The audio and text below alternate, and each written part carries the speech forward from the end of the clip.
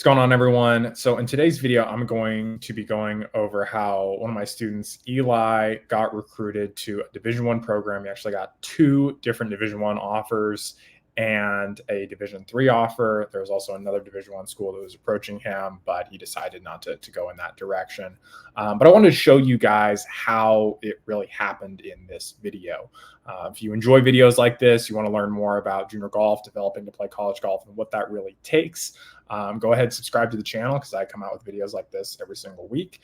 And if you enjoy this video specifically, go ahead and leave a like. It helps push the video out to more people in the YouTube algorithm. So let's go ahead and jump right into this, because I think that there's a lot of misconceptions about what it actually takes in order to play Division I golf. And so that was kind of the situation that Eli was in when we first talked. We started working together about May of last year, worked together for 12 months. And since then, he's been able to take the stuff that we worked on and just really capitalize on it. A couple months later, ended up getting this offer. So that's kind of what I want to dig into with you guys. But when he first came to me, it was kind of like, and him and his parents were saying, they're like, "Look, we know that you've got some skill here, but we don't know what's missing. There's something that's off here. Other kids are getting more attention who aren't necessarily as good at golf as Eli is. And so we want to figure out, what do we need to do to actually put ourselves in position to play Division I golf?" And so I'll just kind of show you that. Let's go ahead and bring up the trend report here, just so you guys can actually see the actual history here. So we started working together here. And so he had a scoring differential of 3.01. He was ranked about 564 in his class. And at the time, I was looking at that and I was like, we're probably in kind of our, we're probably in a D2 kind of range of golf. And the reason that I kind of say that is it's another page. It's kind of a resource for you guys, rankings and honors college signings. You can actually just go down here and see all the players that were recruited in prior years and say, okay, cool, where is this going to leave me if I stayed there? So, to be fair, there are some Division I programs that recruit kids that are at that, but D2 and D3 are also very, very common in that kind of ranking range. And so when we look at this, I think we've got, out of all the kids who are ranked 500, maybe 20 of them, 20% are actually going to a college program at all. And so that's kind of what I was telling him. I was like, look, we want to improve. We want to get to a place where, we're in the 300s or even better than that. And so that was kind of our target. Now, he's committed pretty early. I fully expect that his scoring differential is going to continue to go down, which is, obviously when you're looking at college programs, they're trying to lock down a player as soon as possible, right? So they're not always concerned about how low you can get your scoring differential. But the big picture here, and the things that I kind of shared with them, is we need to do two things if you want to play Division I golf. We need to bring the scores down, and we need to play in the best tournaments possible. And so that's exactly what Eli did. When we started working together, scoring differentials, like you guys saw, 3.01. Now it's negative 1.41. And his scoring average is somewhere around 75.5. And he's brought that down to just under 73. And so that's kind of like a basic fundamental here. Like if you have a junior golfer, you want them to play college golf, they want to play college golf, they need to get to a place where they're shooting about 72 to 74 on average. And Eli did exactly that. And so how do we get there? We looked at his stats. We built out his practice around what his stats were. We talked about strategy so that he could optimize the different areas of his game, and made sure he knew what to focus on, throughout the year. And so sometimes it was very, very simple. Other times we had a little bit more kind of like work into it. So let's just kind of look back at this year. We see obviously red numbers, which is great. But one of the things that you guys will notice here is we're playing a lot of longer golf courses. We're playing 68, 65, 66, 66, 65. And really the shortest golf courses that we're playing is about 6,500 yards. And that's like one of the most common mistakes that I see with players who want to play Division I, is they're playing really short golf courses. Maybe their scores are pretty good or they're decent, but they're not really playing difficult events. You guys can also see, he played in 1, 2, 3 AJGA open events, and he won one of them. And so when we look at that, say, okay, cool.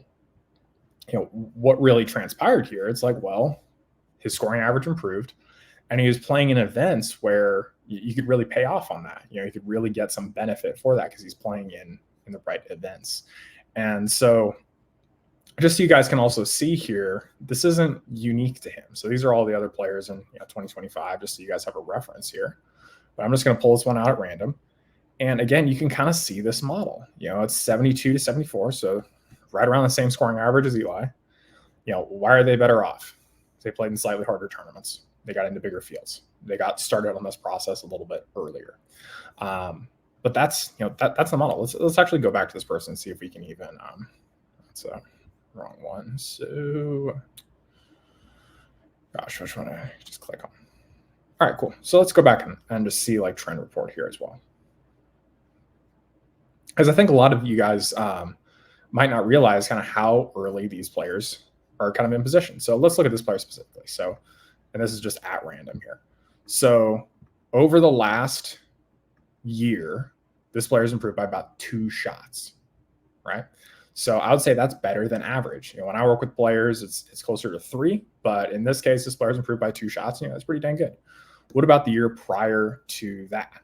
Okay, so we're in August, prior August. Again, we improved by about, it looks like closer to 4 shots there. So big year there in August. But the kind of thing you'll notice here is this doesn't happen overnight. We didn't get to this number overnight, right? It takes time. And so when you're kind of like watching something like this, say, okay, cool, this player is, we want to have, Division I offers, we want to get scholarships. What do we need to do to make that happen? Do we need to make a YouTube video? Do we need to push content out there and all that stuff? And it's like, no, you don't. You need to get your scoring average down, and you need to play in the right events. If you do those 2 things, you're going to get offers. And the reason for that is there's just not that many junior golfers that can do this, that can play golf at this level. And so that comes from having that prep time and knowing what to focus on and where to actually showcase your game. But if you're in that position, you're going to get offers. You're going to get the scholarship offers along with that. And so that really becomes the key to all of this, is saying, okay, cool. Maybe your junior golfer is 10, 11, 12 years old right now. And you can say, all right, well, if they have this goal, how do I set them up for the future? How do I put them in a position where when it comes to their sophomore and junior year, they're not under a lot of stress? And so this really is, the catch-22 in junior golf, but this is where, these things pay off. It's not about coming in your junior year and realizing, okay, crap, we're behind the 8 ball. You want to actually go in there with a plan and say, okay, cool. Well, where do we want to play college golf? And what is it going to take in order to get there? And not just like some vague thing about, you got to work really hard. It's like, okay, you want to get to this level of golf, you need to improve by this many shots per year. Okay, where are we at right now? Okay, then let's dig into our game and say specifically within our stats, what do we need to do specifically in order to get there? And so that's what I did with Eli, and that's what I do with all the students that I work with, is just say, okay, cool, here's where we're trying to get to, here's what our stats are telling us, build practice around that specifically, and play golf. And so hopefully this video is helpful for you guys and just kind of understanding, like, it's not rocket science. It's not something crazy here.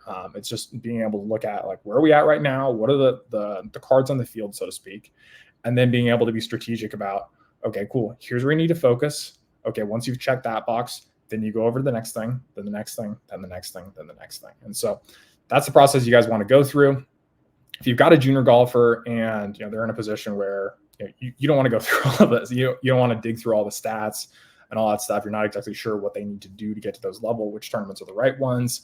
If that's something you want help with, that's something I do with all my students. So if you're interested in that, there will be a link below to set up a strategy call if that's something you're interested in. But otherwise, hopefully this is just giving you another perspective on what this actually takes without any like smoke and mirrors or kind of extra nonsense. It's pretty plain. Their rankings, coaches are able to just look at this and say, I want to recruit these players because they're pretty good. So put your junior golfer in a position where they're one of these players, and it keeps things pretty simple. So hopefully you guys enjoyed this video. I know it was a little bit shorter, but I just want to be really clear with you guys. This is what it takes. And this video is helpful for you. Please go ahead and leave a thumbs up. And if you're new to the channel, go ahead and subscribe so you get more videos like this every single week. All right. Talk to you guys soon.